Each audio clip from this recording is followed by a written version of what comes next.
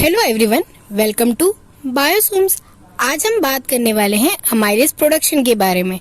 क्या होता है अमाइलेज, कैसे इसका प्रोडक्शन किया जाता है, क्या इंपॉर्टेंस है इसकी, यानी कि क्या क्या एप्लीकेशन है जिसके लिए इसका प्रोडक्शन इंडस्ट्रियल लेवल पे किया जाता है। तो चलिए शुरू करते हैं आज हम अमाइलेज प्रोडक्शन के बारे में। अमाइलेज एक एंजाइम है जो कि स्टार्च को डिग्रेड करता है, यानी इनसॉल्युबल स्टार्च को ब्रेक डाउन करके सॉल्युबल पार्टिकल्स में, या कहा जाए कि सॉल्युबल कार्बोहाइड्रेट में बदलता है। वैसे स्टार्च दो यूनिट से मिलकर बना होता है, वो होती है ग्लूकोज और माल्टोज। जब शुगर का ब्रेक डाउन होता है तो वह ग्लूकोज में टूटती है, बट स्टार्च एक पॉलीसेकेराइड है जो कि डिग्रेड होकर उसका जो एंड प्रोडक्ट होता है वो ग्लूकोज और माल्टोज के फॉर्म में होता है। स्टार्च वैसे पॉलीमर होता है ग्लूकोज का, और सबसे ज्यादा प्लांट्स में पाया जाता है पॉलीसेकेराइड के फॉर्म में। साथ में यह प्लांट्स के साथ साथ कई बैक्टीरिया के द्वारा भी प्रोड्यूस किया जाता है, और ये माल्टोज और ग्लूकोज का फाइनली एंड प्रोडक्ट देता है। हमारे यानी ह्यूमन बॉडी में अमाइलेज हमारे सलाइवा में पाया जाता है। वैसे यदि हम इसके सोर्स की बात करें तो ये कई सारे माइक्रो ऑर्गेनिज्म द्वारा भी प्रोड्यूस किया जाता है, कई एनिमल्स द्वारा भी प्रोड्यूस किया जाता है, और कई बैक्टीरिया और फंगस द्वारा भी प्रोड्यूस किया जाता है। वैसे मेनली तो ह्यूमन बॉडी में सलाइवा के फॉर्म में प्रेजेंट होता है, और कई कई एनिमल्स में ये पेनक्रियास में भी होता है और उनके मसल और लिवर में भी होता है। कुछ एनिमल्स के यूरिन में पाया जाता है और कुछ एनिमल्स के टिश्यूज में पाया जाता है। मेनली ह्यूमन बॉडी में तो सलाइवा में अमाइलेज प्रोड्यूस होता है, और वहीं से हमारा जो फूड जाता है उसका डाइजेशन करवाता है। वहीं एनिमल यानी कि जो हर्बीवोरस एनिमल्स होते हैं उनकी बॉडी में सलाइवा के साथ साथ पेनक्रियाज में भी पाया जाता है, और इनके कुछ मसल्स में भी ये प्रेजेंट होता है। वैसे हर्बीवोरस एनिमल में सबसे ज्यादा प्रेजेंट होता है क्योंकि ये ज्यादा स्टार्ची मटेरियल खाते हैं और उसे डाइजेस्ट करने के लिए इन्हें अमाइलेज की जरूरत बहुत ज्यादा होती है। अमाइलेज एक पॉलीसेकेराइड डिग्रेडिंग एंजाइम है, और ये मेनली स्टार्च को ही डिग्रेड करता है, और स्टार्च का मोस्ट ऑफ द कंपाउंड यानी स्टार्च सबसे ज्यादा प्लांट सेल्स में पाया जाता है, और उसी से हमें स्टार्च मिलता है। वैसे हमारी बॉडी में स्टार्च का इतना रिक्वायरमेंट नहीं होता, इसीलिए हमारी बॉडी में अमाइलेज का प्रोडक्शन ज्यादा होता है और सलाइवा के थ्रू ही होता है। जब हमारे फूड में स्टार्च मटेरियल ज्यादा होता है तब ये उसे डाइजेस्ट करके स्मॉलेस्ट पार्टिकल यानी कि स्टार्च इज पॉलीमर, तो उसे हम मोनोसेकेराइड यूनिट में तोड़कर फिर हमारी बॉडी तक पहुंचाते हैं।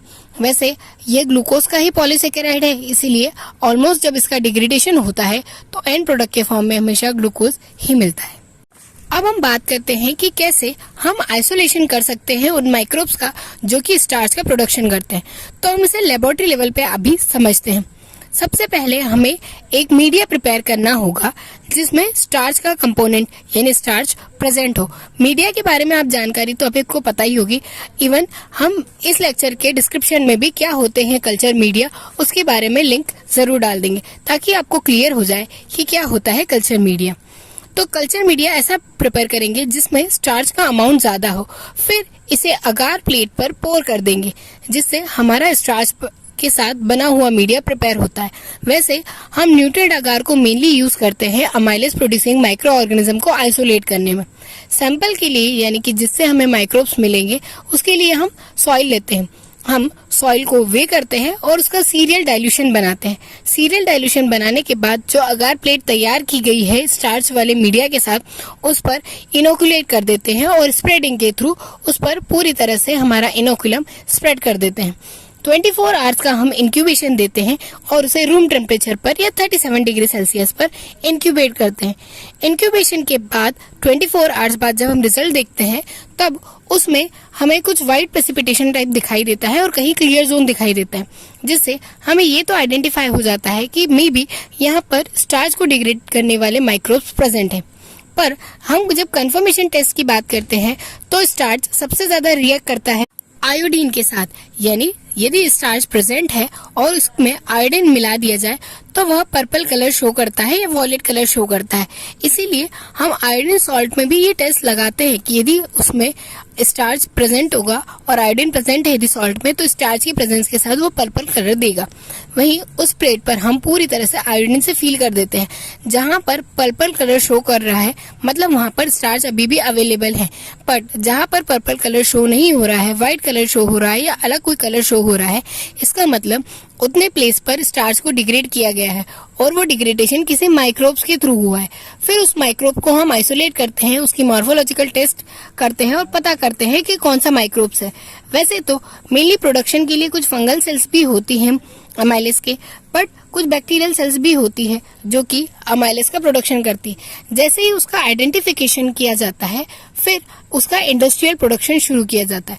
तो चलिए अब हम अमाइलेज के इंडस्ट्रियल प्रोडक्शन की करते हैं प्रोडक्शन प्रोसेस के बारे में, यानी कैसे अमाइलेज का इंडस्ट्रियल प्रोडक्शन किया जाता है। तो उसके लिए सबसे पहले इनोकुलम तैयार किया जाता है।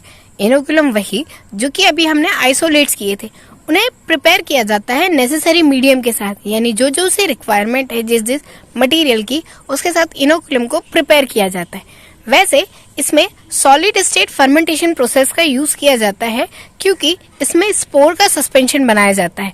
वैसे इसे फीड बेस्ड कल्चर द्वारा भी हम यूटिलाइज कर प्रोडक्शन करा सकते हैं।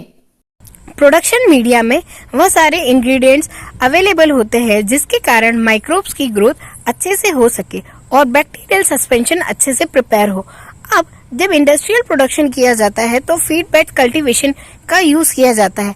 इसे 37 डिग्री सेल्सियस पर मेसोफिलिक बैक्टीरिया के द्वारा कराया जाता है, यानी इसका पीएच भी जो होता है वो मेंटेन होता है 7.1 पर, और इसका जो कैलिब्रेशन होता है वो HCl और NaOH द्वारा किया जाता है।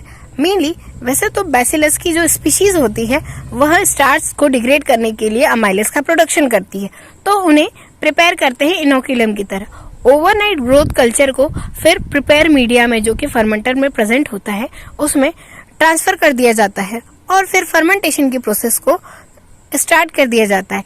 इसके लिए जो फर्मेंटर है उसमें टेम्परेचर और पीएच को मेंटेन रखना जरूरी होता है।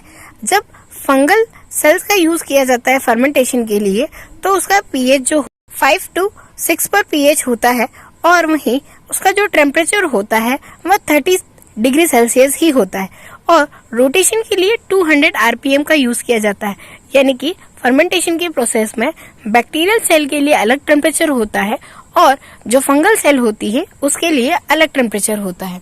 यही पूरा फर्मेंटेशन प्रोसेस किया जाता है।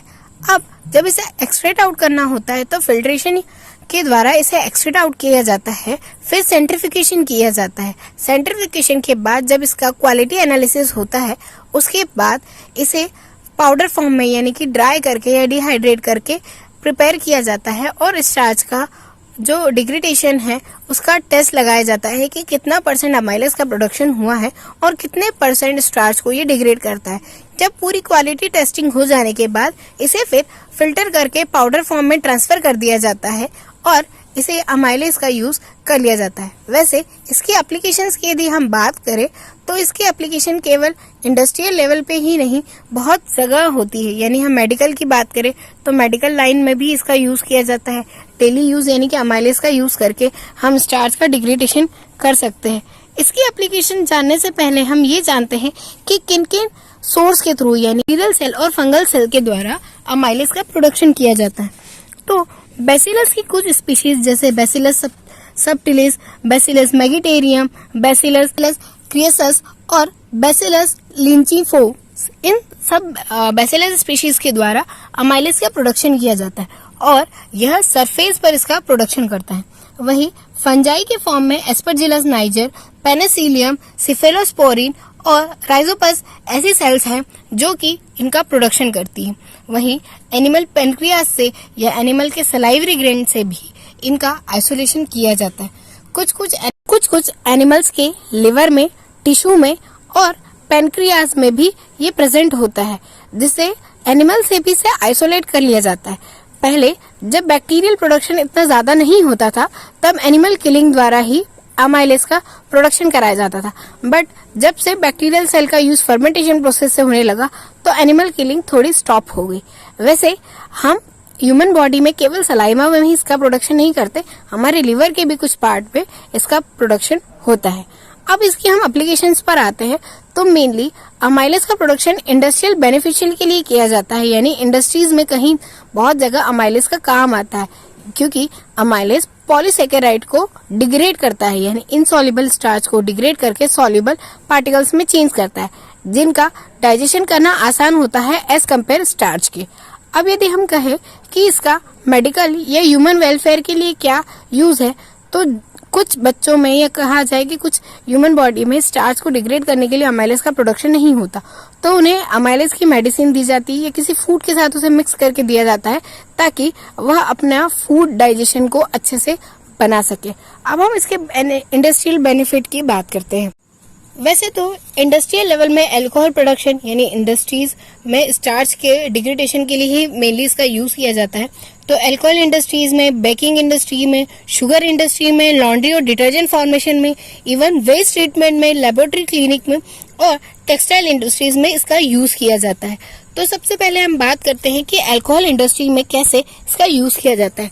वैसे अल्कोहल का प्रोडक्शन कई अलग अलग सोर्सेज से होता है, पर कहीं कहीं कुछ पॉलीसेकेराइड्स जो शुगर्स मॉलिक्यूल्स के अलावा भी कुछ पॉलीसेकेराइड्स होते हैं जो कि हाई एफिशिएंसी वाले होते हैं, इनसॉल्युबल होते हैं, वहाँ ये अमाइलेज का यूज करके, क्योंकि अमाइलेज एक एंजाइम है तो ऑब्वियसली बात है कि ये सबस्ट्रेट को प्रोडक्ट में कन्वर्ट करेगा ही, तो उसे प्रोडक्ट में कन्वर्ट करने के लिए या उसे मोनोसेकेराइड में तोड़ने के लिए उसका यूज किया जाता है, यानी स्टार्च को डिग्रेड करके शुगर सब्सटेंस में कन्वर्ट कर दिया जाता है। यदि हम मेडिकल और लेबोरेटरी की बात करें तो लेबोरेटरी एक्सपेरिमेंट करने के लिए भी यूज किया जाता है अमाइलेज का। साथ ही मेडिकल में जहां अमाइलेज का प्रोडक्शन कम हो रहा है या किसी की बॉडी में उसकी डेफिशिएंसी हो गई है तो आर्टिफिशियली मेडिकेशन के थ्रू हम उसे देकर हम स्टार्च का यूज करते हैं।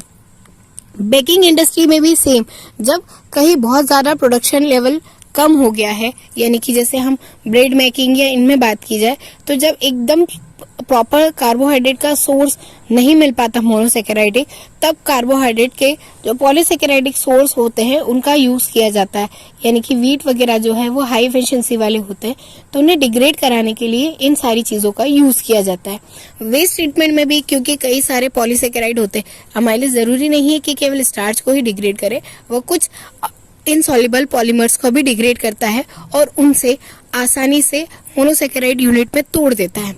सेम यही चीज टेक्सटाइल इंडस्ट्रीज में की जाती है, क्योंकि क्लॉथ्स के लिए बहुत सारे क्लॉथ्स जो होते हैं यानी कपड़े बनाए जाते हैं, उनके फ्रेगमेंट्स वगैरह को सेपरेट करने के लिए भी स्टार्च का यूज किया जाता है।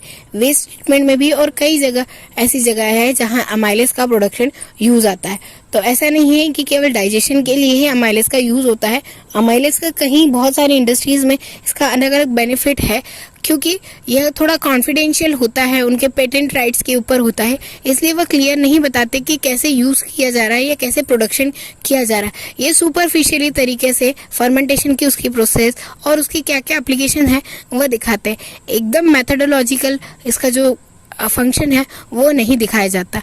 आई होप कि अमाइलेज के बारे में आपको कुछ समझ आया होगा, और यदि आपको ये लेक्चर अच्छा लगा हो तो प्लीज़ लाइक कीजिए, शेयर कीजिए और चैनल को सब्सक्राइब कीजिए। Thanks for watching.